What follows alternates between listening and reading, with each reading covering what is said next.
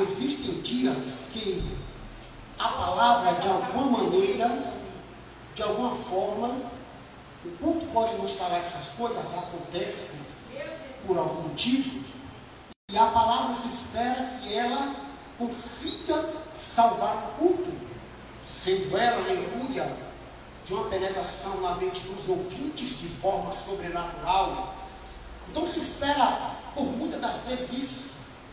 Mas eu hoje me encontro em uma situação em que a palavra, aleluia, ela vai ser de fato a cumprimentação deste culto, do que Deus já falou aqui conosco, do que Deus já falou nas oportunidades, nos louvores, aleluia.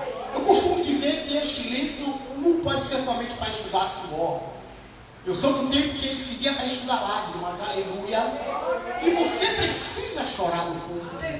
O choro no culto é um sinal que você sentiu a presença de Deus. Ninguém aqui é ator de cinema para chorar, aleluia, para que quer. Então, nessa noite, desse rude rosto de um homem bruto, o Espírito de Deus já fez desse lágrimas aqui nas oportunidades.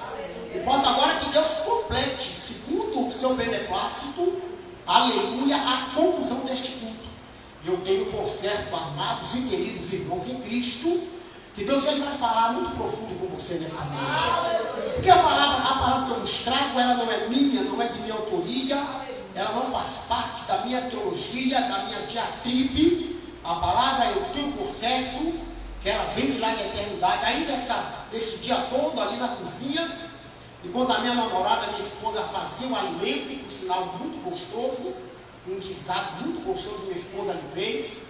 E eu ia meditando na palavra, conversando com a minha esposa, e algumas revelações que o Espírito me dava dentro de Deus, eu compartilhava com ela, e foi uma manhã muito gostosa na presença do Senhor, ali nessa manhã com a minha esposa, confiando, e nós falando de Bíblia, falando da igreja, e o Espírito de Deus naquela cozinha, aleluia, nos dando ali uma palavra para o seu coração nessa noite. Eu tenho por certo que você não retrocede da maneira que aqui chegou, e que Deus vai continuar falando com você. Amém? Devemos sempre salientar que esse louvor que Maciel cantou, se um dia eu der uma oportunidade a Maciel, e Maciel contar o seu testemunho aqui, você vai chorar e você vai dizer que Deus existe. Porque Maciel era para estar morto. Maciel, um menino que lutou e está lutando até hoje, ser família, longe da sua cidade e sendo fiel a Deus. Então esse louvor que ele cantou tem muito a ver com a história dele. E um dia eu com certeza vou dar uma oportunidade para ele contar aqui seu testemunho. E eu vou lhe contar, traga lenço para chorar. Que esse menino aqui que louvou é um menino de Deus. A minha família é apaixonada por Maciel, a minha mãe, meu pai, né, pela história do Maciel. Então bora ver se ele vai dar um testemunho aqui. E você vai poder bem dizer o nome do Senhor, pelo que Deus ainda faz na vida dos jovens comuns. Amém? Pessoas ilustres aqui nessa noite, nos dá a honra da sua presença. Está ali comigo o querido Fael. Fael foi minha ovelha há muitos anos ali na Metodista, muito me ajudou. Fael muito me ajudou naquela igreja. Me ajudou de todas as formas, muito honrou meu ministério. Eu e minha família somos gratos a Fael. Meus meninos é para estar tudo com carne de tanto doce que foi dava para esses meninos ali. É para estar tudo com gente cheio de carne, que o Marcel sempre agradava meus filhos, me agradava a minha esposa. A sua casa era a extensão da minha, sempre fui bem cuidado ali. Ali eu ia comer um bolo salgado, sempre ali, que ele sabia que eu gostava. Então está ali uma honra muito grande ter Fael aqui nessa noite. Minha cunhada Meire, né? Também a sua filha ali também. Aleluia. Mariane é tanto nome. E minha rainha está ali, né? Minha rainha, minha mãe é minha genitora, a razão da minha vida, minha mãe. Minha mãe é a única mulher que minha esposa perde. Minha esposa só perde para minha mãe. Minha esposa só perde para minha mãe. Para a mulher nenhuma mais, minha esposa perde. Para minha mãe, minha esposa toma de goleada. Mas para qualquer outra, minha esposa dá goleada. Aleluia. Minha querida irmã também, que nos visitando também. Muito grande aqui nessa noite. Povo de Deus, sem mais delongas, agora eu estou aqui machucando o tempero. Aleluia. Né? Amando, meu Deus do céu, não faz isso não, que é uma gafe terrível. Amanda, minha companheira de trabalho, muito tempo juntos ali, uma amiga minha, pessoa que eu amo por demais, e eu sei que a recíproca é verdadeira, disse, eu vou lá na igreja, eu falei, Glória, olha ela aí, Amanda, sempre vem aqui, nós trabalhamos no mesmo turno, nós vemos do trabalho para aqui para a igreja, uma menina de Deus também, Deus tem uma proposta da vida de Amanda, que tem também, Deus vai dar com Lísia lá, e saiu para pregar fora aí, sabe que eu não gosto de liberar as ovelhas para pregar dia de domingo, desaciar também, mas está todo mundo embaixo da bênção, amém? Vai ter hora que as ovelhas me pediu, eu vou dizer não, vai a hora que nega chorar pelos cantos, molhar o cabelo de lágrima, vai ficar aqui para ouvir seu pastor pregar. Mas são ovelhas muito boas e estão lá embaixo da bênção, eu falei, entrega tudo que Deus te deu lá, amém? Aqui a minha guarda, pastor Jorge, presbítero Ronei e presbítero Luciano Júlio. Eu prometo aos irmãos que acredito que antes de 8 horas eu entrego, mas eu vou entregar aquilo que Deus mandou para nós outros. Abra comigo a sua Bíblia. Oh, glória a Jesus, aleluia. Lucas capítulo de número 12. Aleluia.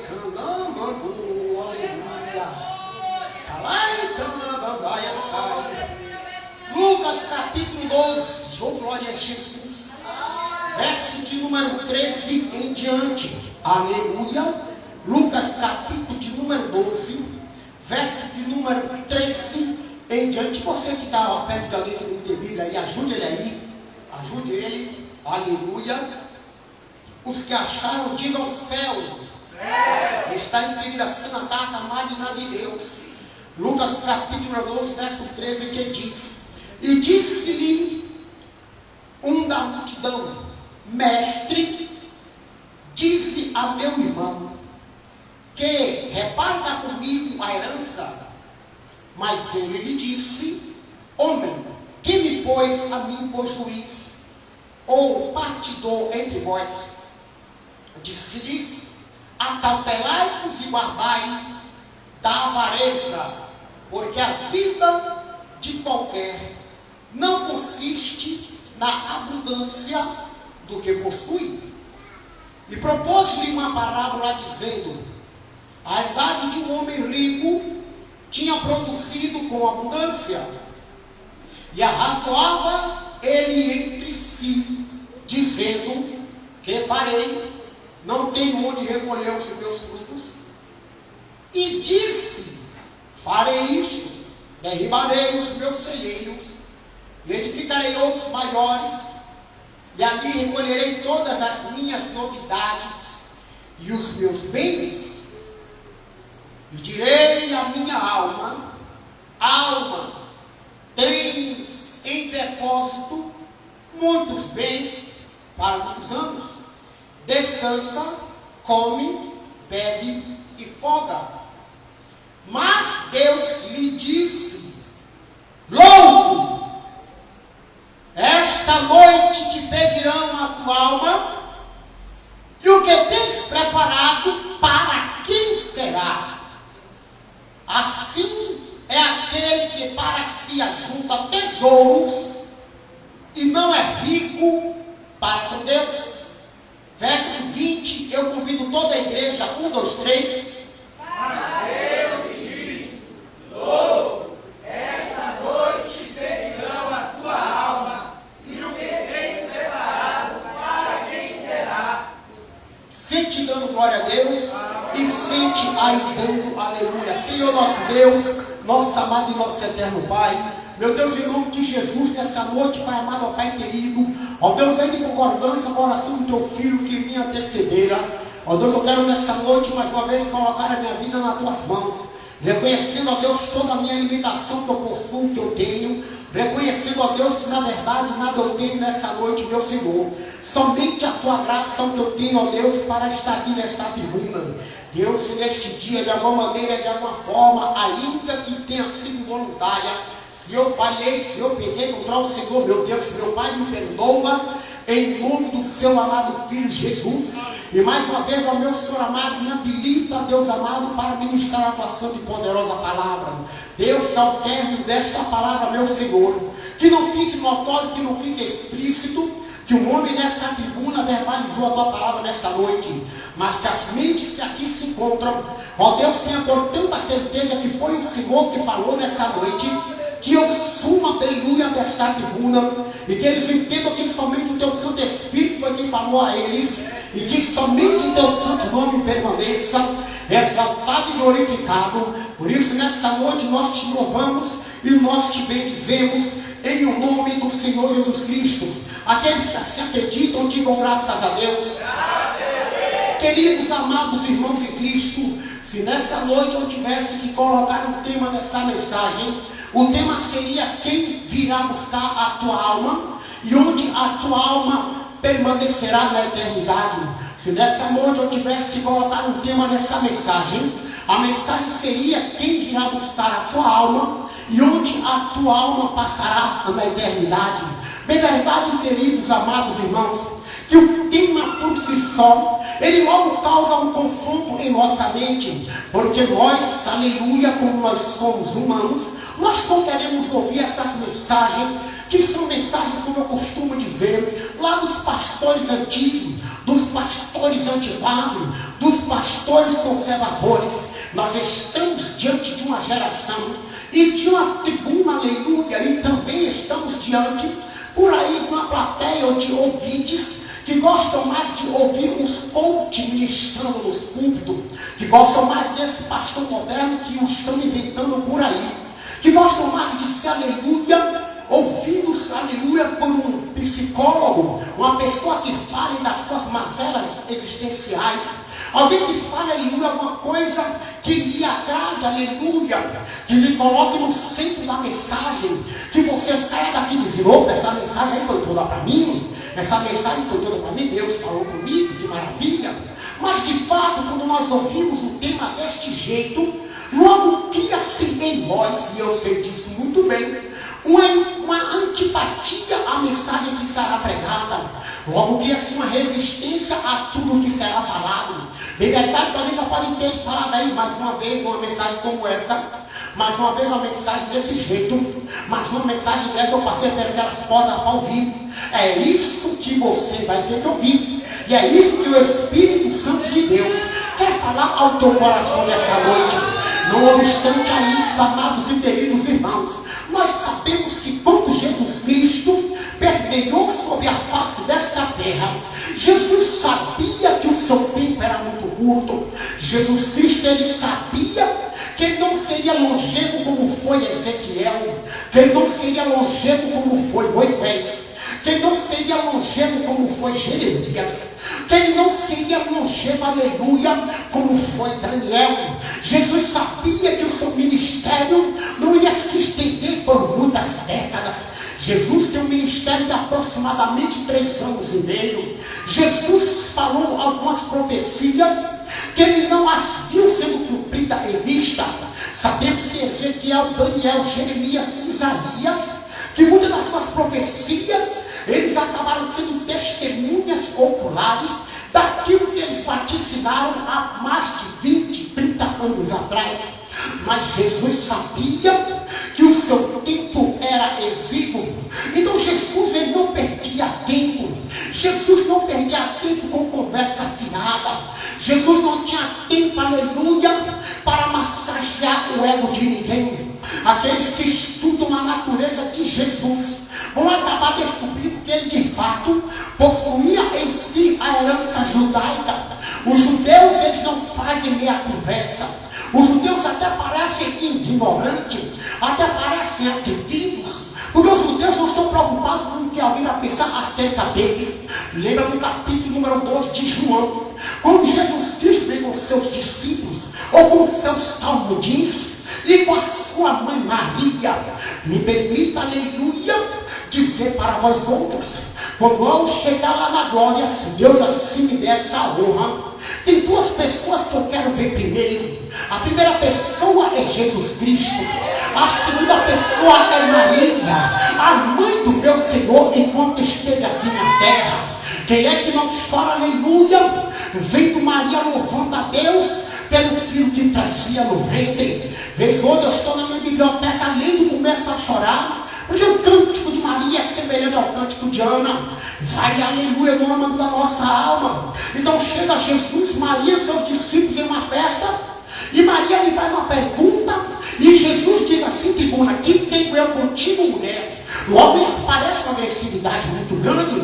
Jesus está dizendo para sua mãe: que tenho eu contigo? Ainda não chegou a minha hora. Estava cumprindo, saiu uma profecia, onde o casamento que havia sido desfeito no Éden, Jesus opera seu primeiro milagre em um casamento judeu, trazendo a restauração para onde a vergonha já estava estampada. Porque você sabe da história muito bem, porque se faltasse o vinho naquele casamento, aquele casal de noivo, eles seriam falados por todas as cidades, que não eram bons de organizar festa, que não sabiam, aleluia, controlar a saída do vinho, que era um suco sem mistura, não levedado. Então eles saíram, começaram o casamento mal falado na boca do povo. Mas Jesus não quer que a sua vida, o seu casamento, seja mal falado na vida do povo. Por isso que vez outra ele chegará na tua casa e você não percebe.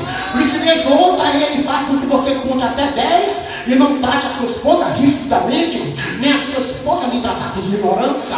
Porque Jesus sabe que o casamento é a célula máter da comunidade, da nação. Mas observe que Jesus Cristo, ele não perdia tempo com conversa fiada. Aqui no texto que nós lemos nessa noite, nós vamos observar que esse capítulo de número 12, do qual Lucas escreve, ele tem muitas coisas peculiares.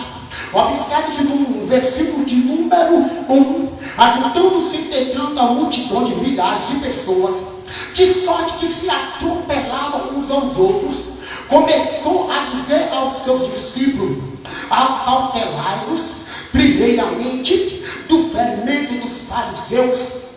Observe que Jesus está aproveitando que ele está com muitas pessoas ao seu redor, e ele vai começar a lecionar, ele vai começar a aproveitar aquele momento para trazer uma palavra que fique fincada no coração dos ouvintes. É isso nessa noite que eu espero, que no seu coração, ainda que porventura esteja duro como pedra, me permita a expressão, que encontre uma brecha, uma parte de carne, para que essa palavra entre e comece a germinar vida dentro de você e também vida dentro de mim. No verso de número 4, Jesus diz: e digo-vos, amigos meus, não temais o que mata o corpo, e depois não temais o que fazer. Jesus está dizendo ali, aleluia, sobre não temer os homens. Uma outra coisa que Jesus vai falar é sobre a solicitude da nossa vida. É quando nós ficamos esperando muito nas coisas materiais, nas coisas que vão embora, nas coisas que se dissipam. Jesus está citando ali sobre a solicitude da vida, sobre nós estamos muito preocupados com muita coisa e não preocupados com o reino do céu. Jesus também vai falar sobre a parábola do servo vigilante. Vigilância, você sabe que dentro da Bíblia está falando acerca de salvação, acerca, aleluia, de vida eterna, acerca de você ter a sua vida no prumo. Jesus está neste capítulo de número 12, também citando acerca disso, de ser vigilante. Jesus está trazendo uma passagem sobre ele trazer fogo e dissensão entre os povos. É verdade que eu precisaria de um tempo mais extenso para citar esse trazer fogo, trazer dissensão entre os povos. Mas Jesus também dizia algo interessante. Jesus falava nesse capítulo de número 12 sobre os sinais dos tempos. Jesus está citando em todos os 59 versículos acerca de assuntos que são muito importantes e peculiares para nós todos que aqui se encontram. Você vai perceber que de alguma maneira, que de alguma forma neste sermão você está enquadrado de alguma forma. Você vai perceber que esse sermão parece que quando Lucas escrevera há mais de 2000 anos atrás, parece que tinha o meu endereço da minha casa, parece que tinha o endereço da sua casa, porque é um capítulo que Jesus tinha para nos admoestar, para nos exortar acerca da vigilância. É semelhante ao capítulo de número 24, o capítulo número 25, E o capítulo número 26 de Mateus, que Jesus tinha para falar acerca do sermão escatológico, que está falando sobre os últimos dias da humanidade sobre a face da terra, os dias de crise de Jerusalém e os dias aplicados para nós da presente época. Já existe uma variante muito grande de HIV, que está começando a dizimar pessoas pelo mundo. Existe já um vírus que afeta os pulmões, que já chegou aqui no Brasil, e eles estão dizendo: fiquem tranquilo, está tudo sob controle, como foi com o Covid, que muitos de nós esquecemos que nós perdemos algum parente para o Covid, que nós perdemos algum amigo, que pastores partiram dessa terra por causa do Covid. O Covid, ele limitou, o Covid colocou todo mundo no mesmo nível. O Covid, quando apareceu, todo rico, pobre, feio, bonito, gordo, magro, preto, branco, tudo na mesma escala. Quem tinha dinheiro não podia viajar, quem tinha dinheiro não podia ir ao shopping, tínhamos que ficar todos em casa, e faltou aparelho nos hospitais. O Covid ceifou muitas vidas, mas observe que nós esquecemos que houve Covid. Nós não falamos mais do Covid. A televisão, a imprensa já se ocupou de fazer esquecer que houve Covid. Quem falar sobre Covid em rede social tem logo o seu quadro, o seu canal quebrado, logo tem o seu canal bloqueado, porque eles querem que a gente esqueça do que houve. E de fato eu vejo que nós parece que esquecemos do que aconteceu. Foram dias terríveis, e Jesus vaticinava quando falava sobre o seu sermão escatológico. Mas eu pulei aqui, e não de propósito, um tema nesse quadro, nesses versículos de Lucas, que fala sobre o rico insensato.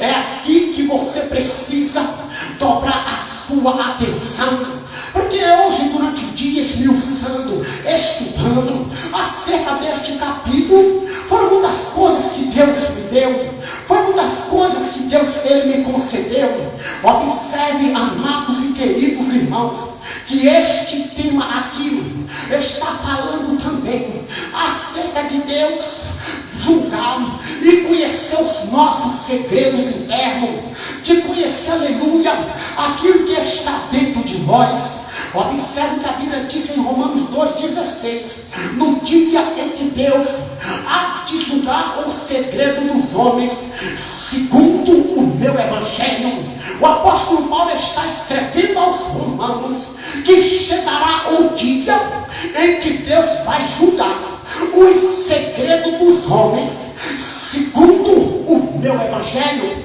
O apóstolo Paulo está dizendo que vai chegar um dia, amados e queridos, que nada ficará escondido, que nada ficará em oculto. É o dia que os pecados que não foram confessados, que eles virão à baila, que eles virão a ser notório, e que muitos serão julgados por causa disso. Isso nós observamos aqui, aleluia, neste capítulo, louvado seja o nome do Senhor, neste capítulo 12, onde Jesus está falando sobre o homem que era muito rico, sobre o homem que tinha muita posse. E lendo, aleluia, este capítulo hoje, eu pude, aleluia, fazer a contextualização dele, e observe o que eu descobri. Você que é melhor de Bíblia do que eu sei que sim. Você também deve ter descoberto que neste capítulo 12, este rico insensato, ele é de uma vaidade tão grande, amados e queridos, que ele fala dele mesmo, pastor George, na terceira pessoa. É uma palavra que Jesus está propondo, é uma palavra que Jesus está dizendo. Toda palavra ela tinha como cunho, aleluia, ensinativo. Toda palavra que Jesus falava, ele trazia para os ouvintes, para que eles compreendessem, aleluia mesmo, para que eles compreendessem melhor aquilo que Jesus estava falando, aquilo que Jesus estava explicando. Por isso Jesus lhe propôs uma parábola. Ele propôs uma parábola, aleluia. Ele fala sobre este homem rico, que era rico por demais, a ponto, aleluia, de ter tanta coisa que ele tirou da terra, que ele não tinha mais celeiro, armazém para colocar. E ele diz, aleluia, acerca da sua sua alma. O que direi eu à minha alma? Olha que coisa, aleluia, arrogante. Olha que coisa individualista. Ele não está se dando com ninguém. Ele está se dando acerca dele, da sua alma. O que ele faria agora? Se ele não tinha mais celeiros, depósitos para colocar a sua colheita. Interessante que ele falando, perguntando a sua alma, ele próprio aqui responde: disse eu a minha alma. Talvez você não esteja entendendo o que eu estou falando. Era de costume, aleluia, no mundo antigo, lá nas partes de Jerusalém, que as pessoas se reunissem nas entradas das cidades e elas começassem a falar acerca dessas coisas, de suas posses, de suas lavouras, de suas famílias, de seu comércio. Era natural que os homens de bem-sucedidos ficassem, aleluia, na frente da cidade, falando acerca disso. Isso era uma cultura que existia em Israel. Mas observe que este homem aqui da parábola não. Ele não está falando com ninguém. A sua riqueza lhe trouxe um individualismo muito grande. A sua riqueza lhe trouxe uma vaidade muito grande. A sua riqueza lhe encheu de uma soberba fora do comum. E você precisa ficar atento acerca do que eu estou lecionando. Jesus está dizendo: eu lhe proponho uma parábola. Eu lhe proponho uma parábola. Não obstante a isso, amados e queridos, nós sabemos muito bem que ser rico não é pecado. Ser rico não é pecado de forma alguma. Observe que a Bíblia Sagrada diz em 1 Timóteo capítulo 6, verso 10: porque o amor ao dinheiro é a raiz de todos os males. Paulo está dizendo, amados e queridos, que o amor ao dinheiro é a raiz de todos os males. Em algumas pessoas está inserido que o amor excessivo ao dinheiro é a raiz de todos os males. Logo lhe digo nessa noite, dito isso, que a pessoa ser rica não é pecado. A pessoa ter suas posses não é pecado de forma alguma. A pessoa ter muito dinheiro não é pecado, porque a Bíblia Sagrada nos fala em Mateus capítulo 6, verso 21, porque onde estiver o vosso tesouro, aí estará também o vosso coração. Não é necessário explicar isso e usar para você. Onde o seu dinheiro está, você tem segurança. Onde o seu dinheiro está, você tem senha. Onde está o seu tesouro dentro da sua casa, você não deixa qualquer pessoa ir na sua casa. Você tem um cuidado muito grande. Há pessoas que quando saem por aí, me permita aqui, não estou sendo vulgar. Há pessoas que quando saem para a feira, levam o dinheiro da feira no sutiã, porque sabe que ninguém vai botar a mão no sutiã para pegar dinheiro. Outras pessoas levam na meia, outras pessoas levam escondido na careca, na peruca, porque onde está o seu tesouro, ali está o seu coração. Mas observe o que a Bíblia diz em Provérbios capítulo 10, verso 22, a bênção do Senhor é que enriquece e não acrescenta dores. Provérbios, Salomão está dizendo que a bênção do Senhor enriquece e não acrescenta dores. Portanto, está logo jogado por terra que ser rico não é pecado, mas você colocar o dinheiro à frente de Cristo, aí tornou-se pecado. Assim era este homem da parábola. O seu coração estava todo no seu dinheiro. Era no seu dinheiro, aleluia, que ele queria. Ele fabricou, aleluia, outros armazéns e muito encheu e se abasteceu de tudo aquilo que ele colheu. Ele viu, ele disse que ele gozava, se alegrava e folgava com tudo aquilo que ele tinha. Agora me permita abrir um parêntese na mensagem. Você já percebeu que por muitas das vezes você tem que vir à igreja quando você está passando um aperto? Porque se você estiver bem financeiramente, você não quer saber de Cristo, você não quer saber de igreja. Por isso que nós passamos uma prova vez ou outra, para nós nos humilharmos diante do Senhor e reconhecer que só Ele é digno, aleluia, de toda honra, de toda glória. Rogar que Ele entre em nosso sistema financeiro, que Ele visite visite a nossa saúde, que Ele arranque aquele câncer pela raiz, que Ele visite as nossas córneas, que Ele visite o nosso coração, que Ele visite o nosso fígado, que Ele visite o nosso pulmão, que Ele arranque a pancreatite, aleluia, que Ele visite as nossas células cancerígenas. Por isso que o aperto nos vem, para nós lembrarmos que Deus existe e que Ele quer compartilhar conosco da nossa vida. Mas este homem rico não, ele gostava de tudo quanto ele tinha, ele gostava de tudo quanto ele possuía. E dentro dessa perspectiva de Cristo, dessa palavra que ele foi proposta aos seus ouvintes que ali estavam, Jesus ele vai começar agora a apertar o cerco, porque a Bíblia Sagrada vai nos mostrar. Bendito seja o nome do Senhor. Observe o que está escrito. Oh, glória seja dada a Jesus Cristo. Observe o que está inserido no verso de número 20. Está inserido assim: mas Deus lhe disse. Observe que Jesus está dizendo que foi Deus que falou para o homem. Observe o que é que Jesus fala no verso 20, depois de ouvir do verso 13 ao verso 19, somente o homem falando da sua riqueza, da sua insensatez para com Deus.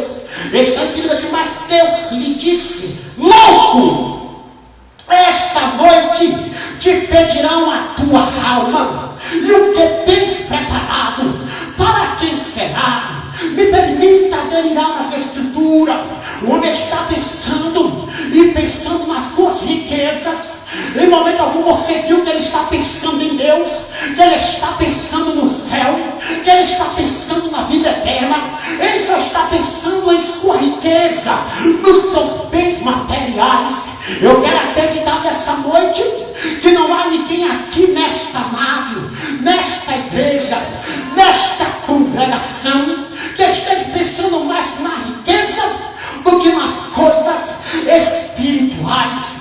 Observe, amados e queridos, que Jesus lhe disse: louco, esta noite te pedirão a sua alma. Observe o que está inserido nesta passagem que Jesus cita.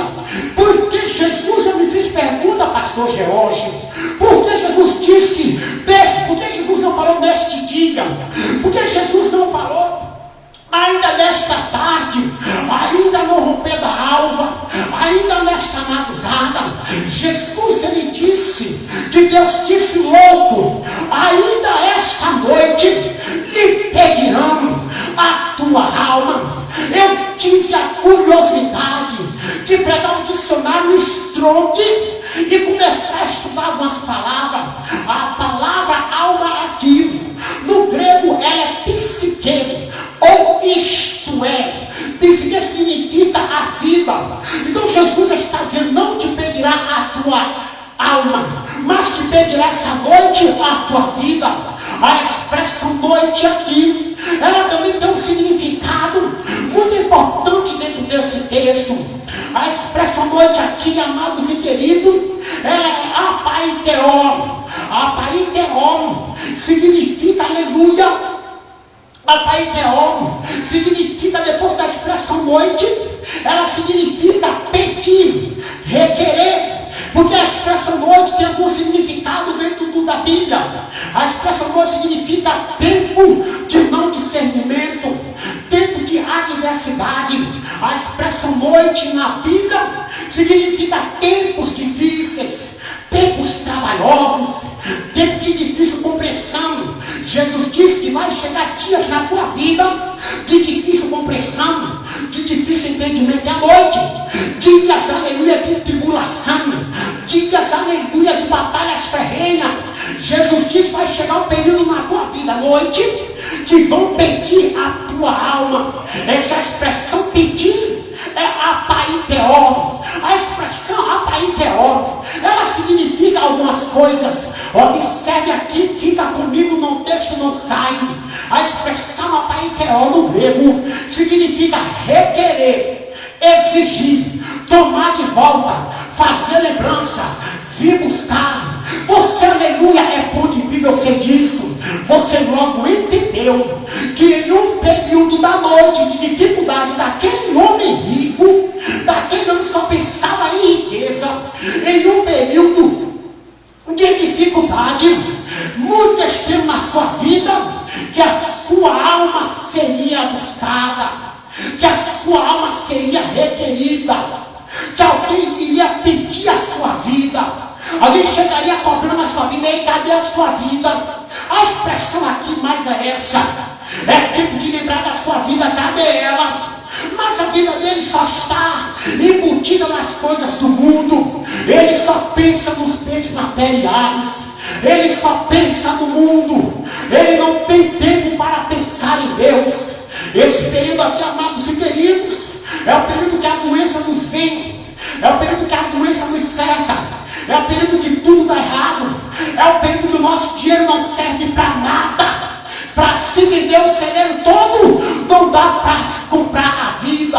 Não dá para salvar a alma. É essa expressão aqui, a Paiteó. Era este período que Jesus estava dizendo que a alma deste homem seria cobrado, que a vida deste homem seria cobrado por Deus. Observe, amados e queridos, o que a Bíblia Sagrada nos diz. Você não temerá o pavor da noite, nem a flecha que voa de dia. É o Salmo 91, verso 5. Você não temerás o pavor da noite, nem a flecha que voa de dia. Noite é o período, aleluia, das batalhas em que nós travamos. Romanos capítulo 3, verso 12. A noite está quase acabando, o dia logo vem. Portanto, deixemos de lado as obras das trevas. Olha o que Paulo está dizendo para os irmãos que estão em Roma. A noite, aleluia, está quase acabando. O dia já vem. Deixemos, pois, sim, as obras das trevas. Observe que Paulo está na semântica do Salmo 91. Paulo está dizendo que a noite é hora de peleja. A noite é hora de luta. Observe o que o próprio Jesus diz. João 11, verso de número 9. Jesus respondeu: não há 12 horas no dia. Se alguém andar de dia, não tô pressa, porque vê a luz deste mundo. Mas se alguém andar de noite, tropeça, porque nele não há a luz deste mundo. Jesus está dizendo aqui, amados, eu sou a luz deste mundo. Se alguém andar de dia, é porque está me vendo, é porque está me contemplando, é porque está me seguindo, é porque está sendo iluminado por mim. Mas quem anda na noite é quem não quer Jesus. Quem anda na noite é quem não quer o Cristo. Quem anda na noite anda tropeçando. O tropeçando aqui, me permita dele lá nas Escrituras, é como se fosse ter o seu caminho abreviado, ter o seu projeto curto, ter o seu projeto atrasado, porque anda na noite. Noite é momento de peleja. E Deus disse, Jesus falou, que ainda esta noite te pedirão a tua alma. Ainda essa noite vai ser momento de acerto de contas. De acerto de contas. Olhe para cá, por favor, dá a sua atenção. Nós estamos vivendo um período que eu acho muito interessante. Todas as vezes que morre alguém, e me permita, eu estou citando aqui a morte de Senhor Abravanel, que era um homem que, por sinal, eu gostava por demais, judeu, que estava ajudando a construir o terceiro templo em Jerusalém. O homem que era pela família, o homem que era contra o homossexualismo, o lesbianismo, o homem que era a favor da família, da célula madre, o homem que era a favor dos seus funcionários. Você vai perceber que no dia de ontem parece que morreu alguém da nossa família, algum parente nosso, com a morte de Senhor Abravanel, mais conhecido como Silvio Santos. Mas eu não estou falando dele aqui nessa noite. Eu estou dizendo que nós ouvimos, nós tivemos um mês de muitas mortes. Nós tivemos na área esportiva. Na semana passada faleceu um osso, por nome Adílio, que jogava no Flamengo, conhecido como Neguinho Bom de Bola. E eu tive que ouvir aleluia nas redes sociais, que o céu estava em festa, que Adílio pegou uma bola, levou no fundo, cruzou para Pelé, Pelé bateu no peito e tocou para Garrincha, Garrincha rolou para Maradona, Maradona rolou para o fundo do barbante, que o céu estava em festa, que Zagallo pulava lá do banco no céu, alegre porque fizemos um gol lá na eternidade. Que loucura, aleluia desvairada, que loucura dos infernos. Eu fico assombrado quando eu vejo essa cultura do nosso meio, de que quando a pessoa morreu, o céu está em festa. Foi a vida toda envolvida com as religiões de cela africana, foi a vida toda envolvida com droga, com prostituição, com adultério, com cachaça, e quando morre, vai para o céu. Parece que o céu é a casa da mãe Joana, parece que o céu é um lugar de santidade, parece que o céu é uma quermesse, onde os homens se encontram para falar das suas mazelas, para falar das suas esquisitices, para falar das suas prostituições. Todo mundo que morre vai para o céu. E tem pessoas, aleluia, que ficam com essa crença na sua mente, de tanto ouvir, porque há uma cultura que diz assim: uma mentira contada muitas vezes vira uma verdade. Isso é coisa da esquerda, não estou aqui falando de política, isso é coisa de quem gosta de mentir e faz um factoide. O que é factoide, pastor Luciano? Factoide é mentira que parece que é verdade.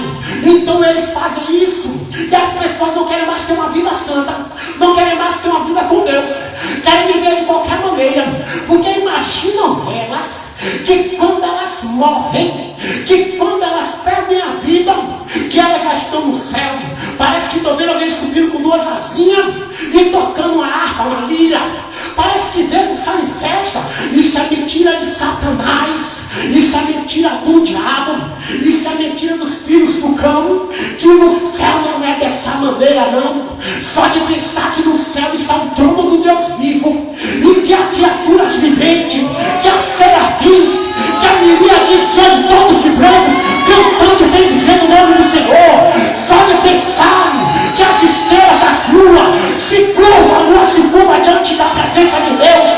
Só de pensar que nos seus 24 anciões se prostram de dia e de noite e diz: santo, santo, santo, santo, santo, santo, santo, santo, santo, santo, é o Senhor dos exércitos.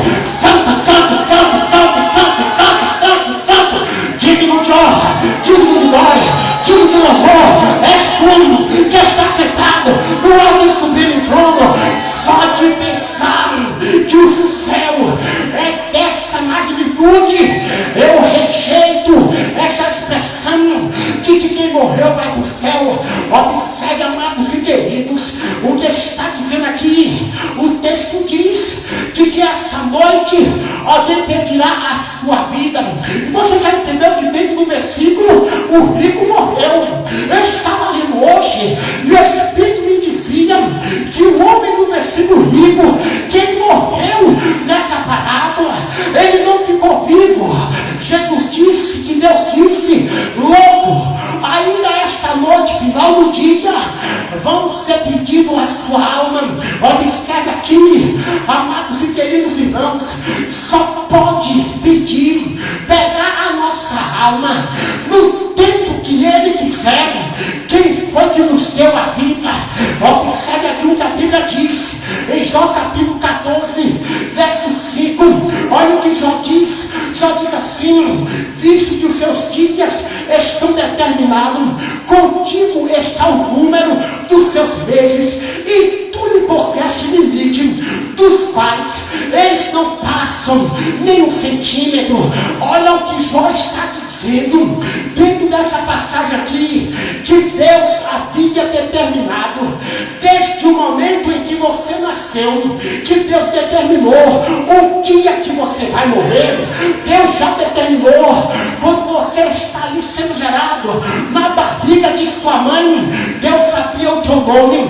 o dia que você nasceria, e Deus saberia, sabe? O dia que você vai morrer. Ninguém aqui morre antes do tempo. Ah, foi na bala perdida, foi o dia que Deus marcou. Ah, morreu preso nas Ferrari, foi o dia que Deus marcou. Foi no câncer que matou, foi Deus que quis. Morreu porque caiu uma pedra na cabeça, foi Deus que quis. Morreu porque foi assassinado, foi Deus que quis. Morreu com câncer de intestino, foi Deus que quis. Morreu de AVC, foi Deus que marcou, vai morrer de AVC. Não tem oração que mude o desígnio de Deus. Você lembra de Timóteo? A Bíblia nos mostra que Timóteo, ele tinha uma enfermidade estomacal, do qual Paulo disse para ele: bota um pouquinho de suco da uva, vinho, na água e bebe, porque a água daquele tempo era água de péssima qualidade, sem saneamento básico, com vários corpos fecais. E Paulo disse: por causa dos teus problemas estomacais, bebe um pouquinho de vinho com a água, para poder ficar melhor. Era para ver se Timóteo ficava curado. Você vai ver que Paulo não curou Timóteo. Paulo ressuscitou Eutico, mas Paulo não cura Timóteo, porque Timóteo poderia até morrer com aquela enfermidade. Então Jó está dizendo: visto que os teus dias estão determinados, contigo estão os números dos teus meses, do qual lhe puseste limite, porque não passará além deles. Sabe o que está dizendo? Que nós temos o dia de morrer. Possa ser que eu não termine este ano e que alguém lembre: o pastor pregou no dia tal que ele não ia terminar esse ano, e eu até já o pastor profetizou a morte dele com essa piada de profeta de aluguel. Mas observem que nós temos um dia de morrer, e Jesus disse que Deus estava preocupado demais com as coisas dessa terra, com as coisas desse mundo, que um dia lhe seria pedida a sua vida. Um dia a sua vida alguém ia requerer. Chegou o tempo da sua vida, já deu o seu tempo. Logo vai uma pergunta para você nessa noite: o que é que você tem feito da sua vida para a vida eterna? O que é que você tem feito da sua vida? O que é que você tem feito? Porque tem muitos pastores por aí que andam pregando que tudo pode, que tudo pode, tudo você pode fazer. Tem gente pregando que pode beber cachaça, beber vinho. Tem gente que está pregando que pode andar nu no Facebook, que pode andar nu no meio da rua. Tem gente pregando aí que pode andar igual hippie, igual traficante. Tem gente pregando que pode andar igual a meretriz. Que Deus tem um coração. Conversa de pastor desviado que está atrás do seu dízimo e não da sua salvação. A igreja pode ficar pequena, com 5 membros dentro, mas eu não mudo a forma de pregar, eu não mudo a forma de ensinar. Quem querer ir embora, vá na bênção de Deus, mas eu continuo pregando aquilo, pastor Jorge, que Deus me deu quando me escolheu na barriga da minha mãe. Observe aqui: Deus tem os dias marcados da sua vida.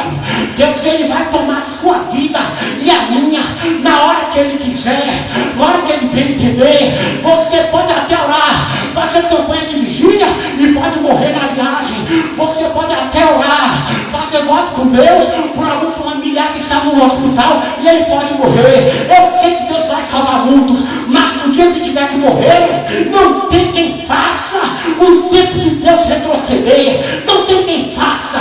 Observe, amados e queridos irmãos em Cristo, a Bíblia Sagrada nos diz, no livro de Gênesis, capítulo 2, verso 7: e formou o Senhor Deus o homem do pó da terra, e soprou em seus narizes o fôlego de vida. Observe que o particípio é que nós estamos vivos só porque Deus nos fez barro. Deus nos fez do barro. E quando nós estávamos lá no Jardim do Éden, quando Adão estava em pé no Jardim do Éden, muito bonito, muito alto, perfeito, coxa na medida certa, panturrilha no quilo, abdominal trancado, peitoral daquele jeito, bíceps, aleluia, trapézio, observe o antebraço, deltoide, observe a estrutura de Adão, o seu queixo, a sua forma facial, perfeito, sem defeito algum, mas faltava naquele Adão alguma coisa, até que me permita terminar essa escritura. O vento ruache soprou na narina de Adão. Adão começa a mover no Jardim do Éden e logo exalta e glorifica o nome do Senhor, porque nós estamos estamos vivos, porque foi Deus que soprou em nossas narinas, foi Deus que nos deu vida. Por isso que ele disse: louco, ainda esta noite a tua psique, a tua vida, ela será tirada, ela será tomada. Observe o que a Bíblia Sagrada diz em 1 Samuel, capítulo 2, verso número 6. O Senhor é o que tira a vida e a dá. É o Senhor que faz descer a sepultura e que faz também subir dela. Samuel está dizendo que na mão de Deus está o favor da vida. É Deus que dá vida, é Deus que tira, é Deus que faz descer a sepultura, é Deus que faz levantar. Por isso que Jesus Cristo disse: louco, nessa noite te pedirão a tua vida. É Deus que dá vida, amados e queridos. Observe, aleluia, o que a Bíblia Sagrada nos diz no Salmo de número 90, do verso 10. A duração da nossa vida é de 70 anos. Alguns, por sua robustez, chegam até a passar, aleluia, dos 80 anos. Mas o melhor deles é cansaço, enfados, pois passa rapidamente e nós se vamos. Olha o que o salmista disse, que a nossa vida é 70 anos. 70 anos se subentende uma geração. Alguns por sua robustez, pelo seu cuidado físico, pelo cuidado que teve quando era novo, ainda chega a 80 anos, mas depois de 80, o que chega é enfado, é cansaço, é dor aqui, é dor ali, é enfermidade. E ele diz assim ainda, que os nossos dias vão passando rapidamente. Observe que a nossa vida, ela é rápida por demais. Onde é que você está botando a sua vida? Onde é que você está depositando a tua alma?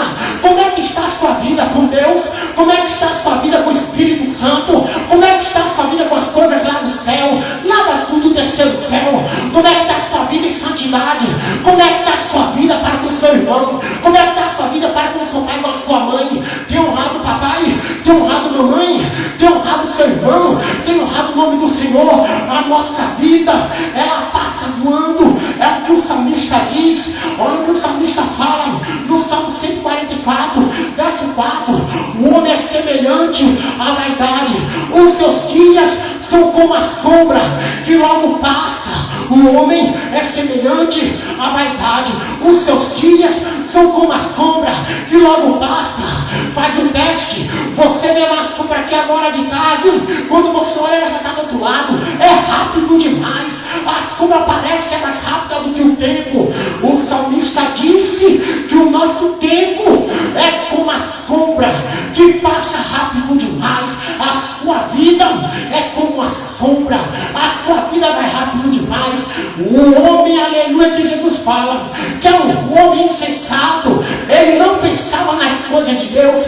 Quando as pessoas não morreram hoje desviadas do Evangelho, quando as pessoas não morreram hoje desigrejadas, quando as pessoas não tiveram nova chance, aleluia, pelo AVC, pelo aneurisma, quando as pessoas não ficaram presas na ferragem, numa batida de 2 caminhões, quando as pessoas não pegaram a rebarba de um acidente de moto, quando as pessoas não morreram pela cirurgia mal sucedida, quando as pessoas não foram assassinadas de forma covarde por veneno, são pessoas que morreram no período da noite, ou seja, no período de dificuldade, no período de pedir a vida, no período de requerer a vida de volta, de pegar aquilo que lhe deu. Esse é o homem que Jesus está citando, que Deus falou em uma parábola. Observe que a Bíblia Sagrada nos fala em Tiago capítulo 4, do verso número 13. Hoje ou amanhã iremos a tal cidade e lá passaremos o ano e contrataremos e ganharemos. O verso 14 diz da seguinte maneira: digo-vos que não sabeis o que acontecerá amanhã, porque que é a vossa vida é um vapor que aparece e pouco depois se desvanece. Em outras versões, é um vapor que aparece e logo se dissipa. É como se fosse um sereno da terra, que ele aparece durante a noite e quando começa o sábado de sol pela manhã, o sereno é eliminado, ele some. vida é uma coisa frágil demais. Você já viu o corpo de uma pessoa dentro de um carro de acidente? É boca para um lado, olho para o outro, braço para um lado, perna para o outro, é as vísceras abertas. As pessoas não são nada, mas há pessoas aqui nesse texto que só estão pensando nas coisas materiais. Não pense que aqui é somente riqueza. Tem gente que pensa só no seu bel prazer, pensa somente em suas conquistas particulares, e Jesus Cristo é colocado em último plano. Jesus Cristo é colocado para escanteio. São pessoas que estão semelhante a esse texto aqui. Sabendo vocês que essa mensagem está sendo gravada e centenas de pessoas estão ouvindo por aí. Eu acho interessante uma coisa: eles, quando ouvem a mensagem aqui dessa igreja, eles ouvem, mas ficam quietos. Eles não curtem, eles não marcam, não compartilham, eles não comentam, mas todo mundo está vendo, todo mundo está compartilhando. Ainda bem que você está vendo, ainda bem que você está compartilhando, porque essa palavra também tem o teu endereço, essa palavra também tem a tua casa, tem a tua vida, porque Jesus está falando conosco por intermédio da sua palavra. Oh, amados e queridos, por isso que disse, aleluia, Eclesiastes capítulo 1, verso 2, a Bíblia diz assim: vaidade de vaidades, diz o pregador, vaidade de vaidades. Assim falou o pregador. Entenda o que o pregador está dizendo, que tudo é vaidade. Uma vaidade puxa outra, uma vaidade puxa outra. Não, eu não quero mulher com Jesus, não. Eu vou querer primeiro formar meu filho, eu vou querer primeiro casar minha filha, eu vou querer primeiro ir para o carnaval, eu vou querer primeiro ir para o São João, eu vou querer primeiro ir para o Réveillon, eu vou querer primeiro ir para aquela festa de arrumba lá na beira da praia, eu vou querer ir primeiro para o pancadão, eu vou para essa política e vou jogar mesmo, vou sair pulando atrás do trio e vou falando que sou de Bertão, que sou de Ciclano. São pessoas que estão brincando com Deus e deixando a sua vida para amanhã. E disse Deus àquele homem louco: essa noite te pedirão a sua alma.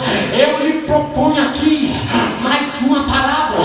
A Bíblia Sagrada nos fala em Mateus capítulo 22, no verso 14, que diz assim: porque muitos são chamados e poucos escolhidos. O que é isso, pastor Luciano? É uma palavra que Jesus também está propondo, que muitas pessoas são chamadas, muitas pessoas são convocadas. Convocadas a quê? A salvação. Convocadas a quê? A ir para o céu, a ir para a glória. Convocadas para quê? Para viver uma vida santa. Convocadas para quê? Para ver a face de Cristo. Por isso que na parábola diz: muitos são chamados, mas poucos escolhidos. A Bíblia Sagrada de Isaías, capítulo 55, verso número 6, está escrito assim: buscai o Senhor enquanto se pode achar, invocai-o enquanto está perto. O verso 7 me chama a atenção: deixe, aleluia, oh glória, deixe o ímpio o seu caminho, o homem maligno os seus pensamentos, e se converta ao Senhor, que se compadecerá dele. Torne ao nosso Deus, porque é grandioso em perdoar. Muitos são chamados, mas poucos escolhidos. Quer dizer uma coisa? Todo mundo que está aqui nessa igreja, que passou por aquelas portas, tem um chamado de salvação. Deus te chamou para salvação. Deus te chamou para salvação. Deus me chamou. Você não veio aqui porque alguém me convidou. Você veio aqui porque Deus me chamou para salvação. Você por acaso não está entendendo nada. O que é esse pastor de voz feia? O que é esse pastor de voz de tapara rachada está pregando? Que eu não estou entendendo nada do seu dialeto, da sua diatribe, da sua teologia. Eu não estou entendendo nada que ele está falando aí. Mas Deus me chamou para a salvação. Porque ele falou contigo no louvor, ele falou contigo nas oportunidades, e está falando agora por intermédio da palavra. Observe aqui o que a Bíblia Sagrada diz no livro de Atos, capítulo 17, verso 30. Mas Deus, não tendo em conta o tempo da ignorância, deseja que agora todos os homens em todas as partes se arrependam dos seus pecados e venham, aleluia, para o Senhor. Oh, aleluia! Porque em todo, aleluia, oh, glória seja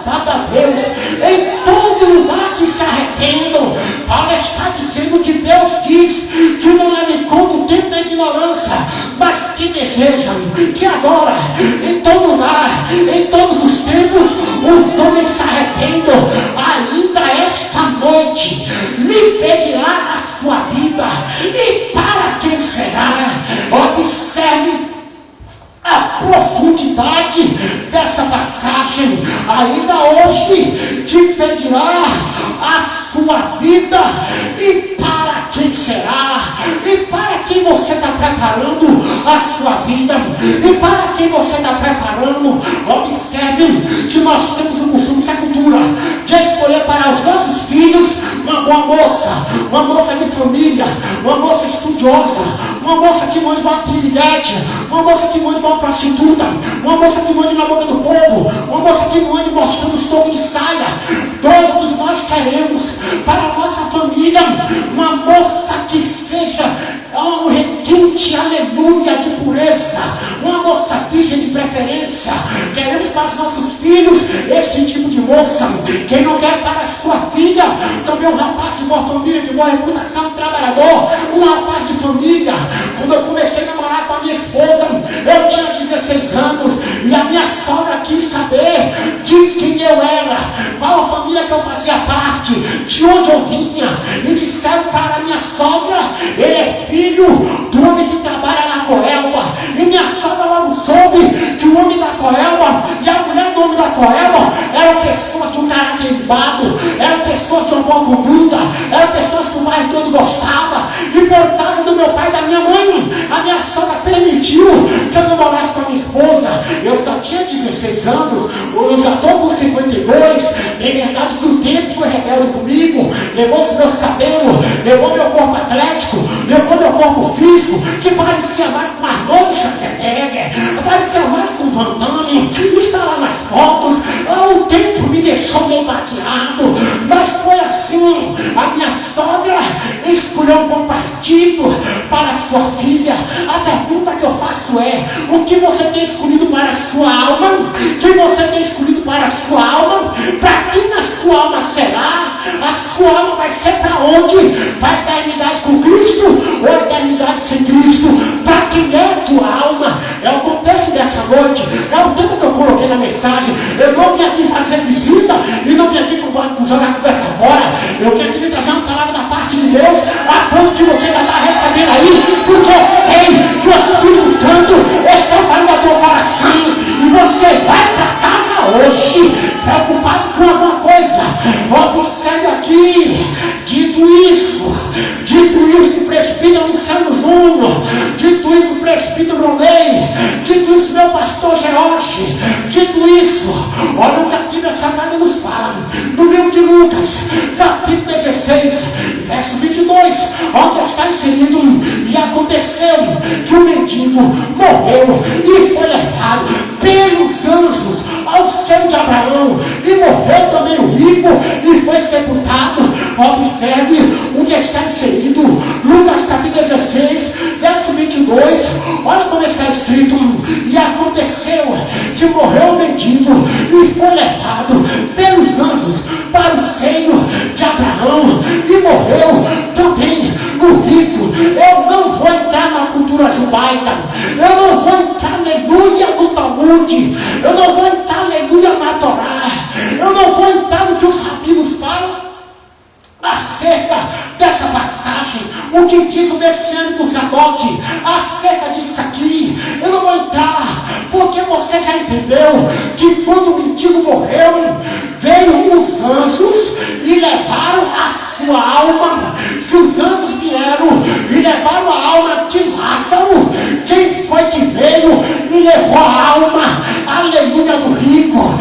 Olha aí que interessante, o texto diz, Orlando, que os anjos do céu vieram, pegaram a alma de Lázaro e levaram para um lugar de descanso, para o seio de Abraão. E quem foi que pegou a alma do rico, que não queria saber nada de Deus, que vestia uma roupa chamada em grego de neoconcacaron, que era uma roupa finíssima, era uma roupa que só as pessoas de alta na sociedade usavam, as pessoas que tinham um bom nome, era essa roupa que ele usava.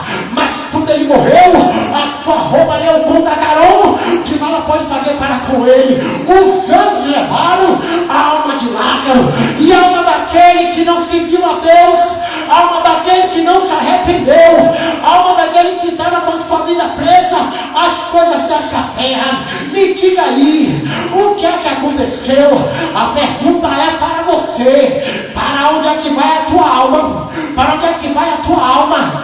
Quem vem pegar a tua alma e a minha? Quem é que vem buscar a nossa alma depois da nossa morte?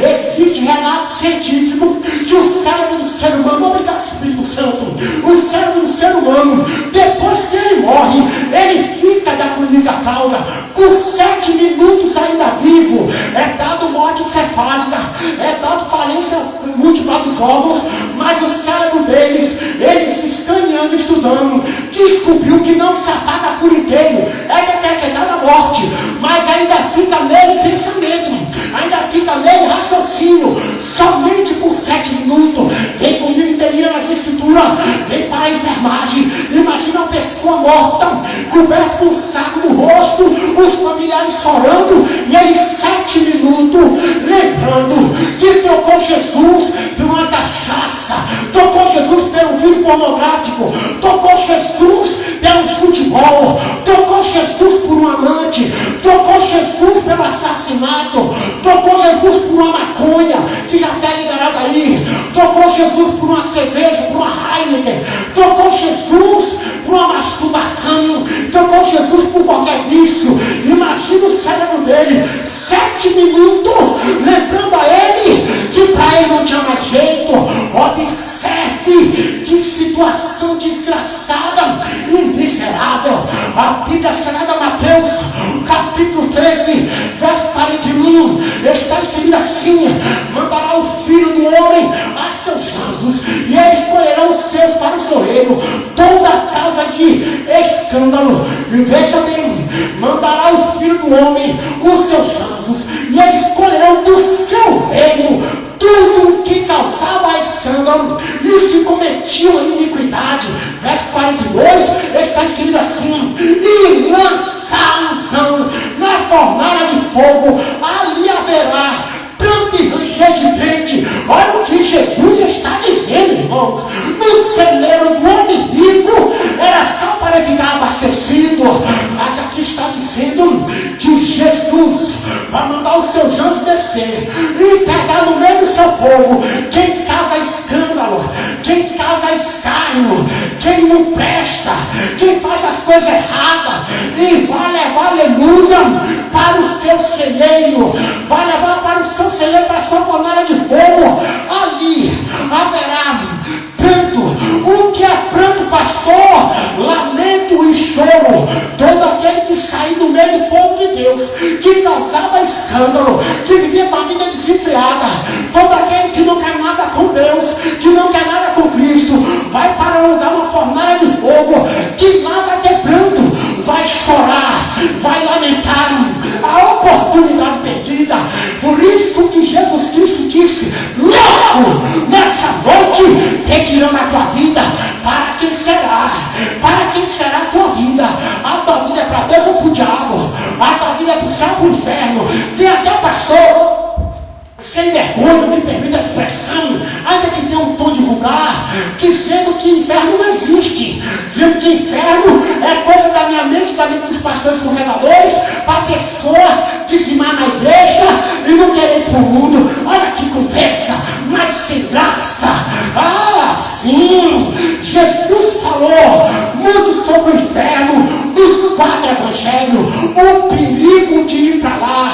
Mateus 4,17. E chegando Jesus, lhes dizendo: arrependei-vos, que é chegado o reino dos céus. A expressão ranger de dente, ela significa pichó no grego, e significa ranger por raiva ou dor, angústia extrema. Ou que é ranger de dente? A pessoa com raiva, com tanta raiva que range os dentes um no outro, tanta raiva e agonia, porque foi para o inferno, porque não quis Jesus, porque viveu de qualquer maneira, porque achou que podia enganar Deus, porque achou que podia enganar a morte, porque estava brincando com o diabo.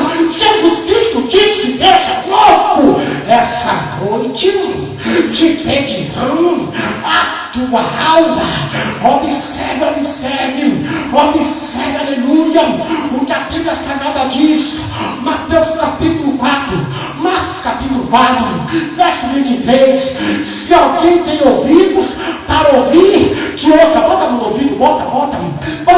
Deixa eu ver se você está botando. Deixa eu ver se você está botando. A missionária não está botando. A missionária está com o dedinho no colo, não botou. Bota a mão no ouvido, pastor Jorge também não botou agora.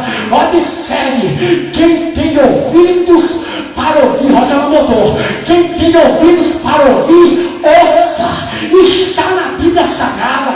Quem disse foi Jesus. Ainda que a palavra não lhe agrade, mas eu tenho por certo que essa palavra de Deus para o teu coração. Olha o que a Bíblia Sagrada diz, Apocalipse, capítulo 3, verso 13. Quem tem ouvidos, que ouça o que o Espírito diz às igrejas. A Bíblia está dizendo, nas 7 casas do Apocalipse, na igreja de Filadélfia, na de Laodiceia, na de Sardes, lá de Éfeso, na de Esmirna, na de Pérgamo, na de Tiara, está dizendo, aleluia, quem tem ouvidos, ouça o que o Espírito Santo diz à igreja. Deixa eu lhe dizer como é que é o negócio. Quem está perdendo é meu pastor. Conversa para boi dormir. Eu estou aqui sendo um instrumento na voz do Espírito. O Espírito está soprando ao seu ouvido nessa noite, porque Jesus, ele te ama. Jesus não quer perder você. Você não nasceu para ir para o inferno. Você não nasceu para a perdição. Você não nasceu para ser chamado de louco, de louca. Você nasceu para a eternidade. Você nasceu para morar com Deus. Olha o que a Bíblia Sagrada diz, Mateus 7, verso 13. Entrai pela porta estreita, porque ele é apertado e espaçoso o caminho que conduz à perdição, e muitos são os que entrarão por ela. O verso 14 diz, aleluia, porque estreita é a porta e apertado é o caminho que conduz ao céu, e poucos acharão. O caminho para ir para o céu é estreito. O caminho para ir para o céu não é de qualquer maneira, não. O caminho para ir para o céu nem todo mundo pode passar. Tem gente que é largo demais, vem do mundo e quer permanecer com as coisas do mundo. Não entra no caminho nem passa pela porta. E está dizendo aqui que o caminho, que a porta é estreita e o caminho é estreito também. Observe que Jesus disse que Deus falou, louco, essa noite te pedirão a sua alma. Mas olhe para cá, olha o que a Bíblia diz, João capítulo 14, verso 6, e disse-lhe Jesus, eu sou, artigo definido, o caminho, a verdade e a vida. Eu sou o caminho, a verdade e a vida. Ninguém vem ao Pai a não ser por mim. Olha o que Jesus está dizendo, João Creia, que ele é o caminho, a verdade e a vida. Você só entra no céu através de Jesus. Aleluia. Você, aleluia, se desprenda das coisas dessa terra. Se desprenda de onde está o seu tesouro. O seu tesouro precisa ser Jesus. Olhe para cá, por favor. João 11, 25. E diz Jesus, eu sou a ressurreição e a vida. Quem quer em mim, ainda que esteja morto, viverá. Olha o que Jesus diz. Eu sou artigo indefinido. Eu sou o caminho, a verdade e a vida. Aquele que crê em mim, ainda que esteja morto, viverá. Eu estava estudando ainda nessa tarde, e me veio uma coisa nessa noite. Se os anjos desceram e levaram a alma de Lázaro, a Bíblia nos diz que os anjos voltarão e vão ecoar a trombeta sobre o céu, e todo mundo que for de Deus, ainda que esteja morto, quando ouviu tocar a última trombeta, vai levantar da sepultura. Vai levantar da sepultura. Quem pegou a tua alma e levou para o céu, tem poder para te tirar da cova também. Louco!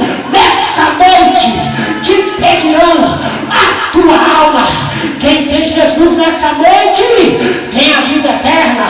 Quem entregou sua vida a Jesus tem tem a vida eterna, quem deixou a vida preguiça de pecado, de fofocaiada, de mentira, de tanta esquisitice, que está no balaio dos ímpios, quem deixou, vai começar a ter acesso à vida eterna.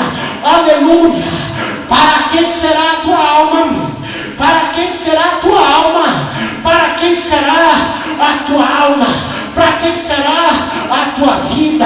Jesus Cristo disse, aleluia, que aquele homem, ele era rico para o mundo, mas era pobre para com Deus. Ele era rico para o mundo, mas era pobre para com Deus. Ele era rico para o mundo, mas era pobre para com Deus. De que adianta o homem ganhar o mundo inteiro e perder a sua alma? Essa é a palavra